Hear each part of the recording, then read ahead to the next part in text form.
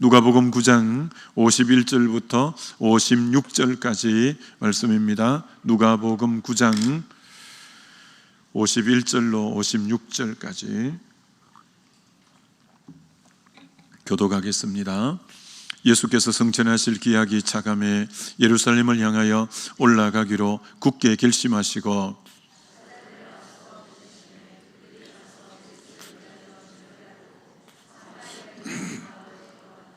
예수께서 예루살렘을 향하여 가시기 때문에 그들이 받아들이지 아니하는지라.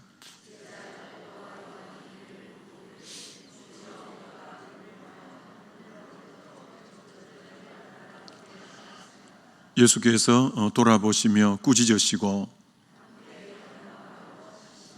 아멘. 오늘 설교 제목은 어떻게 분노를 다스릴까요? 라는 제목입니다. 예수님과 제자들이 사마리아로 지나가려고 하는데 사마리아 사람들이 들어오지 못하게 막습니다. 그래서 주님의 제자 야고보와 이 요한이 화가 나가지고 하늘에 불을 명하여 이들을 멸하시기를 원하시나이까? 라고 아주 화를 냅니다. 마가복음에는 그래서 이들의 별명이 우레의 아들 보아느게, 너무 막 우레가 치듯이 이들이 막 소리를 지르고 혈기를 내고 아주 자기를 다스리지 못하고, 이게 이제 초반전에 이 야고보 요한의 그런 성질, 성격, 아직도 그들의 인격이 이 정도였습니다.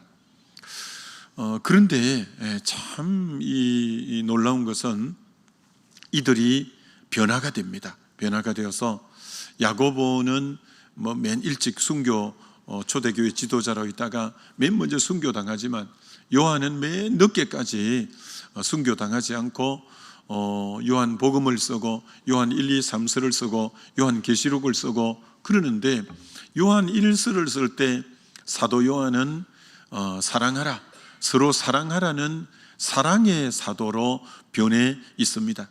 이렇게 저들을 불을 명하여 다 멸하시기를 원하나이까 이렇게 다혈질이고 성질 잘 내고 이렇게 자기 원함대로 안 되면 막 기리기리 뛰고 했던 사람이 그렇게 사랑이 많은 사람으로 변화된 거죠.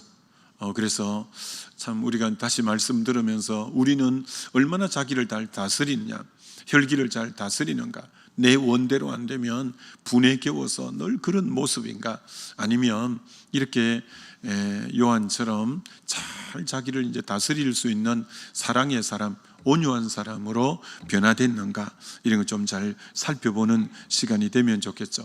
어제는 그래서 우리가 모세에 대해서 보았던 것처럼 모세의 40세 수준은 굉장히 궁중학문을 다 배우고 왕자고 가장 엘리트고 지성인이고 대단했습니다. 그런데 혈기를 못 다스렸죠. 애굽 사람과 히브리 사람이 싸울 때 그 애굽 사람을 쳐서 죽이는 그 혈기를 다스리지 못해서 결국은 하나님은 광야 40년 동안 이제 연단하기 위해서 광야로 내몰았던 거죠. 만약에 40의 수준의 그 인품 가지고 백성의 지도자가 됐다면 아마 굉장히 많이 부닥쳤을 거고, 아마 못해 먹겠다고 중간에 내려놓겠다고 하면서 지도자를 끝까지 40년 동안 그렇게 원망 많이 하는 백성들, 그렇게 불평하는 백성들 이끌고 가는 지도자는 못 되었을 거예요. 그런데 40년 광야에 연단하고 난 뒤에 모세의 가장 큰 특징이 민수기 12장에 모세의 온유가 지면에 성했더라.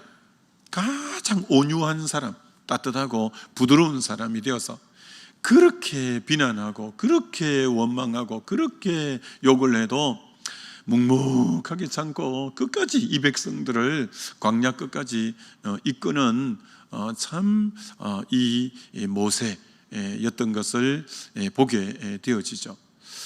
그래서 요한복음 12장에는 하늘의 미랄이 땅에 떨어져 이제 죽으면 많은 열매를 맺는다, 이렇게 말했습니다. 하나님은 저와 여러분을 통해서 많은 열매를 맺기를 원하십니다. 그런데 전제 조건이 있다는 거예요. 누가 열매를 많이 맺냐? 하늘의 밀알이 땅에 떨어져 죽을 때 많은 열매를 맺는다는 거예요. 자아의 죽음, 성질의 죽음, 혈기의 죽음, 이 죽음이 없이는 결코 그를 통해 하나님이 열매 맺을 수는 없다라는 거예요. 그래서 이 자아를 죽이는 이 먼저 죽음이 먼저 되고 그 다음 열매라는 거, 이거 꼭 명심하셔야 돼요. 하늘의 밀알이 땅에 떨어져 죽어야 열매를 많이 맺는다. 내가 풀풀 살아있는 곳에는 열매가 없어요. 내 성질대로, 내 기분대로, 내 혈기대로, 내 원함대로 되는 데는 절대 아름다운 열매가 없습니다. 또 죽고 또 죽고 또 자아를 죽이고 또 자기를 쳐서 복종하고 나는 날마다 죽고 죽는 그곳에 주님이 일하셔서 많은 열매들이 맺게 되는 거죠.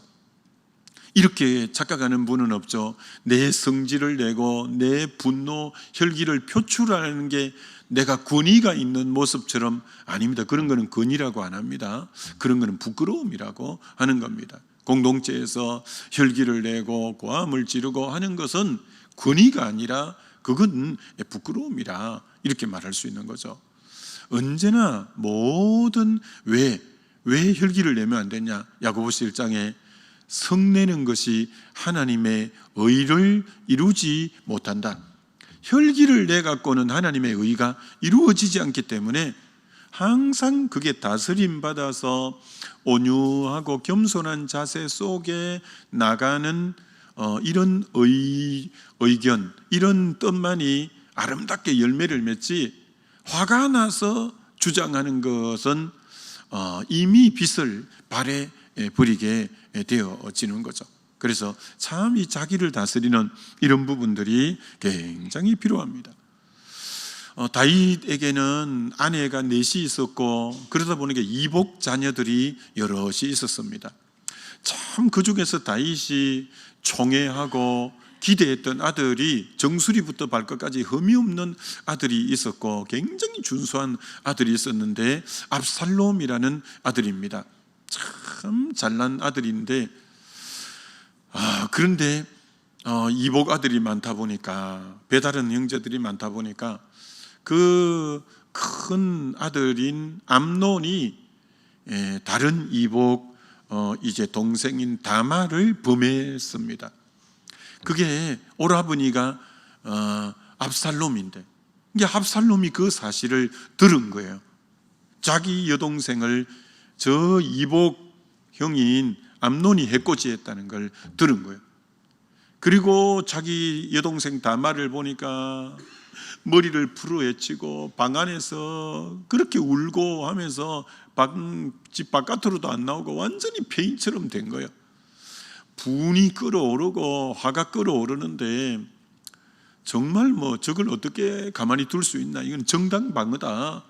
이건 내가 분노해도 누가 나한테 말할 수 없다. 그래서 암논을 그만 죽여버린 거예요. 자, 여기서 여러분, 한편으로 보면 굉장히 약간의 정당성이 있는 것 같고, 그가 먼저 죄를 지었기 때문에 내가 거기 반응하는 것 같고, 뭔가 합리성도 약간 있는 것 같지만, 항상 우리 그리스도인이 제일 중요하게 생각해야 되는 것은, 그렇게 하게 된 동기가 그리스도로 말미암아 하게 된 일이냐, 성령으로 말미암아 그걸 한 일이냐, 그것을 하게 된 출발선이 어디로부터 출발한 거냐. 근데 압살롬은 나로 인해서 출발한 거예요. 내 감정으로 인해서 출발한 거예요. 나 화난 것으로 인하여 출발한 거예요. 그 모든 출발의 근원이 자기로부터, 자기 감정으로부터, 자기 기분으로부터 출발한 거예요. 여러분 꼭 명심하세요. 그게 겉으로 보면 제법 합리성이 있는 것 같고 정당성이 있는 것 같고 그럴 만한 이유가 있는 것 같지만, 그것을 어떻게 하기 위해서 출발선이 자기로부터 출발한다든지 화가 나서 출발한다든지 감정으로부터 기분으로 출발한다든지 출발의 동기가 그리스도로 말미암아 성령으로 말미암아가 아니면 결과는 아주 안 좋은 결과로 나타난다는 거예요. 그래서 압살롬이 그렇게 장래가 촉망되는 사람이었는데 그렇게 육의 혈기를 따라 자아를 따라 육을 따라 그런 짓을 했어요. 자기 이복 형을 죽인 거예요. 여러분, 자기로부터 출발하는 사람은 한 번으로 끝나지 않아요. 결국 자기로부터 출발한 그 칼끝이 누구에게까지 가느냐? 아버지에게까지 가는 거예요. 아버지를 구테타를 일으켜서 왕궁에 쫓아내는 거예요. 자기로부터 출발된 이것이 계속 나가더니 결국 처음에 그런 걸 할 때는 많은 사람이 어느 정도를 수긍을 했어요. 저 정당성이 있네. 그를 억울함이 있겠네. 자기도 얼마나 억울했기 때문에 그렇게 했겠지. 근데 그 출발이 자기로부터 출발한 거예요. 결국 자기로부터 출발하는 끝은 아버지에게까지 칼날을 갖다 댄 거예요. 그럴 뿐 아니라 결국은 구테타가 실패하고 요압의 칼날에 그 목숨을 잃게 된 거죠. 여러분, 자기로부터 출발하면 그게 한 번으로 끝나는 게 아니에요. 다음에 무슨 일이 때 그 사람은 또 자기로부터 출발하는 거예요. 또 무슨 일이면 또 자기로부터 출발하는 거예요. 그럼 결국은 그 인생이 육으로부터 혈기로부터 자기로부터 출발한 끝은 아주 안 좋은 결과가 되어지는 거예요. 그래서 로마서 5장에 8번이나 그리스도로 말미암아, 한 번 성령으로 말미암아, 로마서 1장에서 4장까지가 죄인이 예수 믿고 의롭게 된 하나님 자녀가 된 사람은 이제는 누구로부터 말미암아 살아야 되냐? 모든 출발. 그래서 기도보다 성령보다 앞서지 말라는 게 기도하고 또 생각하면서 이게 그리스도로부터 출발을 내가 지금 하는 거냐? 이게 성령으로부터 지금 출발하는 거냐? 여러분이 자칫하면 이건 억울하지 않냐? 이건 부당하지 않냐? 이건 정당성이 있지 않냐? 그게 우선이 되면 안 돼요. 이 출발이 자기 여동생을 해코지했으니까 정당성도 좀 있고 억울도 하잖아요. 그래서 행동한 거잖아요. 그러나 절대 우리는 그런 게 동기가 되면 안 돼요. 모든 걸 출발할 때는 이게 그리스도로 말미암는 거냐, 성령으로 말미암는 거냐라는 관점으로 여러분이 나가야 딱 실수가 없고 열매가 아름답다는 거. 이거 굉장히 중요한 원칙이다라는 거예요. 그저 부당하기 때문에, 억울하기 때문에, 내가 그런 어려움을 당했기 때문에 나도 이렇게 한다, 이렇게 출발하는 것은 다 나중에 안 좋은 결과가 와요. 철저하게 자기를 가라앉히고 기도 가운데 성령이 이끄는 대로, 그리스도가 이끄는 대로 이렇게 출발하면 결과는 항상 좋아요. 여러분, 다윗이 참 하나님 마음이 아픈 사람인데 한 번 혈기를 내어서 굉장히 일을 그르칠 뻔한 적이 있었어요. 그게 바로 사무엘상 25장에 나발이라는 그 사람의 목장 곁에 이제 다윗을 따라 나온 환난당하고 원통을 빚진 자 600명이 머물고 있으므로 그 목장을 이제 강도 때나 이런 것으로부터 다 지켜준 거예요. 600명이니까 음식이나 참 식재료가 너무 많이 필요해서 아주 10명의 소년을 보내서 인격적으로 정당하게 좀 도와주시면 좋겠다, 아주 예의를 갖추어서 보냈는데 이 나발이 아주 막대 먹은 사람이잖아요. 술이 늘 취해 있는 사람이고, 그래서 요새 종들 중에 자기 주인의 집에서 도망쳐 나온 종들이 있다면서 완전히 다윗을 무시하면서 업신여겼어요. 다윗이 그 보고를 받고는 완전히 머리 끝까지 화가 일어난 거예요. 그러더니 그 600명, 400명이 칼을 뽑아라 하더니 칼을 뽑고 내일 아침까지 저 집의 남자를 살려두면 살려두는 일이 없을 거면 혈기가 나고 분이 나서 그 집으로 확 달려간 거예요. 그 소식을 누가 들었냐면 참 나발의 아내 아비가일이 너무나 지혜롭고 현명하고 믿음 있는 여인이에요. 그 소식을 급히 들고 금포도 팡 이런 거 많이 하나님이 만들어서 그 분노 가운데 달려오는 이 다윗을 향해서 아비가일이 종들과 같이 나가서 그 앞에 무릎을 꿇고 이 다윗에 대해서 쫙 얘기하는 거예요. 앞으로 정말 우리 주님 당신은 하나님이 이 나라의 왕으로 세우실 분 아닙니까? 오늘 이것을 통해서 무고한 피를 흘리면 나중에 그렇게 성군이 되었을 때 당신의 오점으로 남지 않겠습니까? 어떻게 어진 임금이 되실 분이 혈기를 따라 지금 그렇게 하십니까? 이러면서 아주 논리정연하게, 여기서 굉장히 중요한 게 아비가일이 어떤 전법을 썼냐면, 다윗이 믿음의 사람이기 때문에 하나님이 생각나게 하는 말을 계속한 거예요. 하나님이 그 마음에 생각이 나게끔. 이런 분노가 뭔지 아세요? 화가 나면 하나님이 눈에 안 보이는 게 화가 날 때 특징이에요. 화가 나면 눈에, 우리 흔히 이런 말 하잖아요. 내 눈에 지금 아무것도 안 보인다. 그게 사실이에요. 분노가 나면요, 화가 머리 끝까지 오르면요, 눈에 베이는 게 없는 거예요. 그러니까 악한 짓을 하는 거예요. 그러나 하나님이 자기 중심에 딱 차지하고 하나님에 대해서 생각을 많이 할 때는 하나님이 먼저 자기 중심을 딱 잡아주었기 때문에 화가 날라 하다가도 화를 가라앉히는 자제력이 있게 되는 거예요.